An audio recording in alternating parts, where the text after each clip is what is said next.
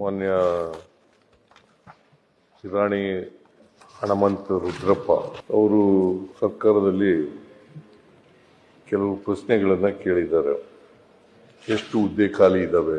2,84,881 ಹುದ್ದೆಗಳು ಖಾಲಿ ಇದ್ದಾವೆ. 2,84,881 ಹುದ್ದೆಗಳು ಖಾಲಿ ಇದ್ದಾವೆ.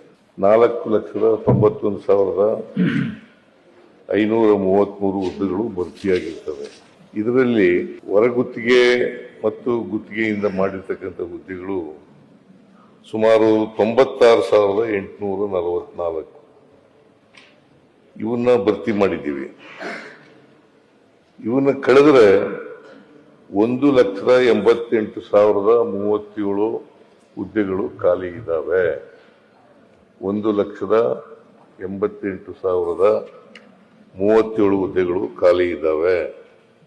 ಆಮೇಲೆ ವಿವಿಧ ನಿಗಮ ಮಂಡಳಿಗಳಲ್ಲಿ ಬೋರ್ಡ್ಸ್ ಅಂಡ್ ಕಾರ್ಪೊರೇಷನ್ಗಳಲ್ಲಿ 1,01,420 ಹುದ್ದೆಗಳು ಖಾಲಿ ಇರ್ತಕ್ಕಂಥವು. ಆಮೇಲೆ ವಿಶ್ವವಿದ್ಯಾಲಯಗಳಲ್ಲಿ 14,677 ಹುದ್ದೆಗಳು ಖಾಲಿ ಇದ್ದಾವೆ. 2,400 ಹುದ್ದೆಗಳು ಈಗಾಗಲೇ ಫೈನಾನ್ಸ್ ಡಿಪಾರ್ಟ್ಮೆಂಟ್ ಇಂದ ಕ್ಲಿಯರೆನ್ಸ್ ಸಿಕ್ಕಿದೆ. 24,300 ಹುದ್ದೆಗಳಿಗೆ ಸಿಕ್ಕಿದೆ. ಆಮೇಲೆ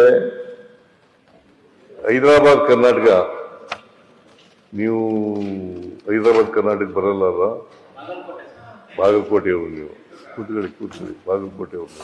371J ಅದರಲ್ಲಿ ಹುದ್ದೆಗಳು ಭರ್ತಿ ಮಾಡಬೇಕಾಗಿರ್ತಕ್ಕಂಥದ್ದು 32,132. ಎರಡೂ ಸೇರಿಸಿದ್ರೆ 56,432 ಹುದ್ದೆಗಳು ಭರ್ತಿ ಮಾಡ್ತಾ ಇದ್ದೀವಿ. 56,432 ಹುದ್ದೆಗಳನ್ನು ಭರ್ತಿ ಮಾಡ್ತಾ ಇದ್ದೀವಿ. ಸ್ವಲ್ಪ ಯಾಕೆ ವಿಳಂಬ ಆಯಿತು ಅಂತಂದ್ರೆ ಒಳ ಮೀಸಲಾತಿ ಇತ್ತಲ್ಲ, ಆ ಒಳ ಮೀಸಲಾತಿ ಇದ್ದದರಿಂದ ವಿಳಂಬ ಆಯಿತು. 1 ವರ್ಷದಿಂದ ವಿಳಂಬ ಆಯಿತು. ಸೊ ಹಾಗಾಗಿ ಈಗ ಒಳ ಮೀಸಲಾತಿ ತೀರ್ಮಾನ ಆಗಿದೆ. ಇನ್ಮೇಲೆ ಹುದ್ದೆಗಳನ್ನ ಭರ್ತಿ ಮಾಡ್ತಕ್ಕಂಥ ಕೆಲಸವನ್ನ ಮಾಡ್ತೇವೆ ಅಂತಕ್ಕಂಥ ಮಾತುಗಳನ್ನು ಎಲ್ಲನೂ ಒಟ್ಟಿಗೆ ಮಾಡಕ್ಕಾಗಲ್ಲ. 1,88,000 ಕೂಡ 37 ಅಲ್ಲೂ ಒಟ್ಟಿಗೆ ಮಾಡಕ್ಕಾಗಲ್ಲ. ಹಂತವಾಗಿ ಮಾಡಬೇಕಾಗ್ತದೆ. ಸೊ ಫೈನಾನ್ಸ್ ಡಿಪಾರ್ಟ್ಮೆಂಟ್ನವರು ಕ್ಲಿಯರೆನ್ಸ್ ಕೊಡದೇನೆ ಮಾಡಕ್ಕಾಗಲ್ಲ. ಯಾಕಂತಂದ್ರೆ ಸಂಬಳ ಕೊಡಬೇಕಲ್ಲ, ನಾಳೆ ಸಂಬಳ ಕೊಡಬೇಕಾದ ಕಾರಣದಿಂದ ಕೊಡಬೇಕಾಗುತ್ತೆ. ಇಲ್ಲದ ಸಂಬಳ ಕೊರತೆ ಆಗ್ಬಿಡ್ತದೆ.